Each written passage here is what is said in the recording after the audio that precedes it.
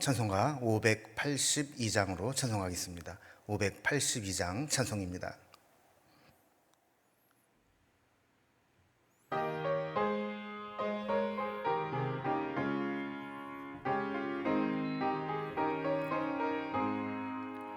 어두운 밤 마음에 잠겨 역사의 어둠 짙었을 때에 계명성 동쪽에 밝아 이 나라 여명이 왔다.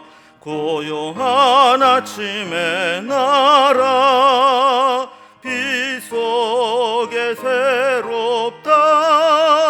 이 빛 삶 속에 얽혀 이 땅에 생명 탐노아간다.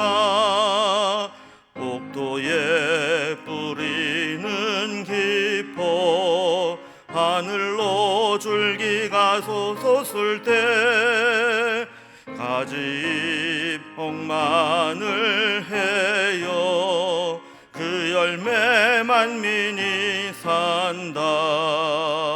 고요한 아침에 나라 일꾼을 부른다. 하늘 씨앗이 되어 역사의 생명을 이어가리. 맑은 샘 줄기 용솟아 거칠은 땅에 흘러 적실 때 기름진 푸른 벌판이 눈앞에 활짝 트인다. 고요한 아침의 나라 새 하늘 새 땅아 길이 꺼지지 않는 인류의 횃불 되어 타거라.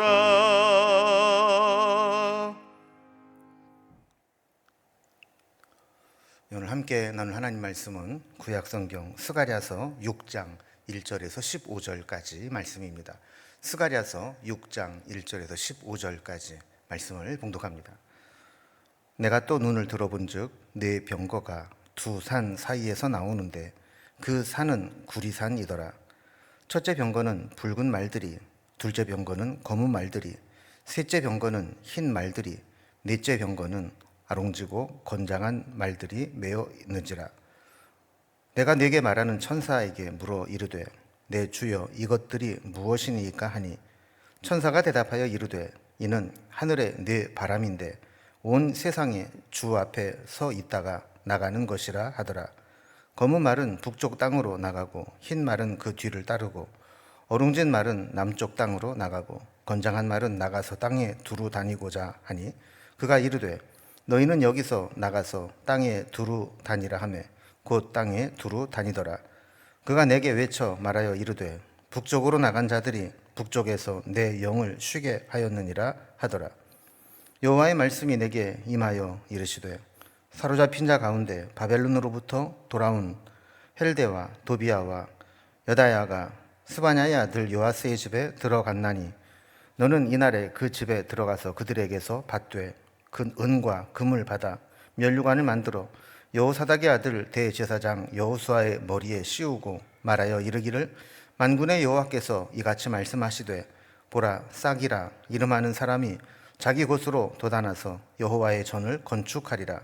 그가 여호와의 전을 건축하고 영광도 얻고 그 자리에 앉아서 다스릴 것이요 또 제사장이 자기 자리에 있으리니 이 둘 사이에 평화의 의논이 있으리라 하셨다 하고 그 면류관은 헬렘과 도비아와 여디아와 스바냐의 아들 헨을 기념하기 위하여 여호와의 전 안에 두라 하시니라. 먼데 사람들이 와서 여호와의 전을 건축하리니 만군의 여호와께서 나를 너희에게 보내신 줄을 너희가 알리라. 너희가 만일 너희의 하나님 여호와의 말씀을 들을진대 이같이 되리라. 아멘. 스가랴서 1장에서 6장까지는 하나님이 보여주신 8개 환상이 기록되어 있다 그랬습니다. 오늘 본문 6장은 이제 그 마지막 8번째 환상을 기록하고 있습니다. 이 마지막 환상은 이제 구리산으로 명명된 이 두 산 사이에 네 병거가 이렇게 나오는 환상을 본 것입니다. 구리산이라고 표현된 것은 새벽 여명이 이렇게 반사돼서 이 산이 구릿빛으로 물들었다라는 의미입니다. 그래서 깊은 밤이 끝나고 이제 새벽 해가 솟아오를 때처럼 새로운 시대가 열리고 있음을 의미하는 것이죠. 자, 이어서 하나님은 바벨론 포로에서 귀환한 자들에게서 은과 금을 받아와라, 그리고 그것으로 대제사장 여호수아에게 씌울 왕관을 만들어 여호수아에게 씌워라 하는 명령을 내리십니다. 이것은 이제 하나님이 이제 세우신 자를 통해서 성전 건축을 완성하고 그리고 하나님 나라를 다스리게 될 것을 의미하는 것입니다. 그래서 이제 포로 생활이 끝나고 돌아와서 하나님이 다스리시는 새로운 시대가 열릴 것이다 라는 것을 8번째 환상을 통해 보여주는 겁니다. 오늘 본문을 좀 단락별로 구분을 해보면 먼저 1절에서 8절까지는 8번째 환상으로 구리산 사이에서 나오는 네 병거가 어떤 의미인지를 보여줍니다.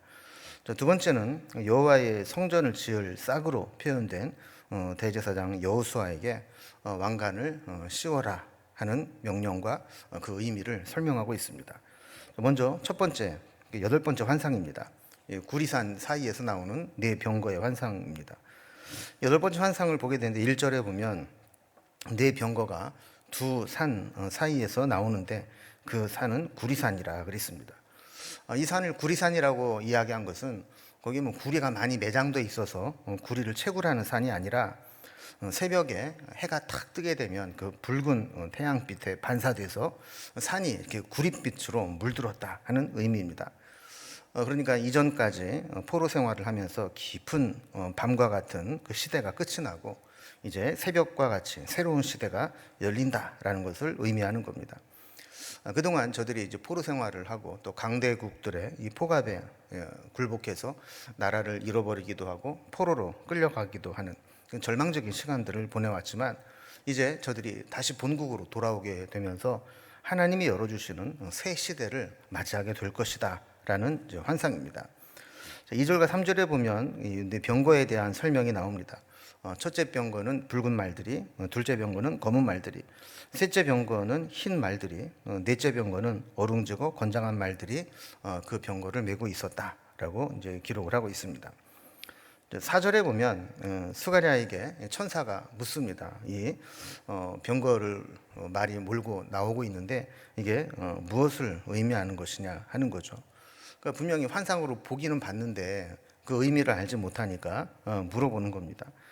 5절에 보면 천사가 대답해 줍니다. 이는 하늘의 네 바람인데 온 세상의 주 앞에 서 있다가 나가는 것이다. 이렇게 설명을 해줍니다. 그러니까 온 세상의 주는 하나님이죠. 하나님 앞에 하늘의 어전회의, 천상회의를 이제 마치고 하나님의 명령을 받아서 이제 수행하러 나가는 그 말들이다 하는 겁니다. 자, 그럼 그 말들이 나가서 어떤 역할을 하게 될까요? 6절과 7절을 보면 검은 말은 북쪽으로, 또 흰 말은 또 그 검은 말을 따라서, 그리고 어룽진 말은 남쪽 땅으로, 또 건장한 말은 땅에 두루 다니고자 나갔다 그랬습니다. 온 세상을 두루 다니며 이제 순찰하고 하나님 명령을 수행하라 하는 것이죠. 자, 그러다 8절에 보면 그 말들 중에 북쪽으로 간 말들에게 주목이 됩니다. 북쪽으로 나간 자들이 북쪽에서 내 영을 쉬게 하였느니라 이렇게 말씀을 합니다. 공동 번역에서는 이거를 쉽게 이렇게 번역을 했습니다. 그 천사가 나를 부르며 일러주었다. 자, 보아라, 북녘 땅으로 나갈 말들이 주의 영을 모시고 북녘 땅으로 떠난다. 자, 그러니까 이 북쪽으로 나간 이 병거는 하나님의 영을 모시고 하나님의 하시는 일을 친히 수행하러 북쪽으로 갔다라는 겁니다. 여기에 이 북녘 땅이라고 되어 있는 북쪽은 이스라엘을 멸망시키고 포로로 끌고 간 바벨론을 의미하는 겁니다. 하나님이 그곳에 가셔서 저들을 심판하시고 또 포로로 끌려간 하나님 백성들을 데려오시려고 떠나갔다라는 겁니다. 저는 이 여덟 번째 환상이 우리에게 보여주시는 것은, 우리가 보기에는 우리의 고난과 이 고통의 시간 속에 하나님은 이제 침묵하시는 것처럼 보일지 모르지만, 하나님은 우리를 향한 계획을 다 가지고 계십니다. 그리고 때가 되면 이렇게 북쪽으로 친히 가셔서 하나님의 구원을 시행하시고 또 하나님의 백성들을 다시 데리고 오는 일들을 하신다는 것을 이렇게 보여주는 겁니다. 자, 이제 두 번째 단락을 보면 이 네 병거의 환상을 본 후에 하나님께서는 여호와의 성전을 지을 싹이라 표현한 여호수아를 소개하면서 바벨론 포로에서 돌아온 자들에게 은과 금을 받아서 그 여호수아에게 씌울 왕관을 만들고 그에게 왕관을 씌워라 하는 명령을 주십니다. 자, 이 9절 말씀 보면 여호와의 말씀이 내게 임했다 하는 것으로 다시 장면이 바뀌는 것을 소개하죠. 10절에 보면 사로잡힌 자 가운데 바벨론에서 돌아온 자들이 있다는 겁니다. 대표적으로 헬데, 도비야, 여다야 같은 사람들인데, 자, 그가 이제 돌아와서 스바냐의 아들 요시아의 집으로 들어갔다라는 겁니다. 그들이 간 이유는 그곳에게 이제 예물을 바치러 들어갔는데, 그 집에 들어가서 그들에게서 그 바친 예물을 받아오라고 스가랴에게 말씀을 하는 겁니다. 그리고 11절에 보면 그들에게 받은 예물 중에 은과 금을 받아서 면류관을 만드는데, 이 면류관을 누구에게 씌우려고 만드는 거냐? 여호사닥의 아들 대제사장 여호수아의 머리에 씌우기 위해서 만들라는 겁니다. 그리고 그 면류관을 머리에 씌우고 이렇게 선포하라고 말씀합니다. 12절에 보면 만군의 여호와께서 이와 같이 말씀하시되, 보라, 싹이라 이름하는 사람이 자기 곳에서 돋아나서 여호와의 전을 건축하리라. 이런 이제 말씀을 전하게 하십니다.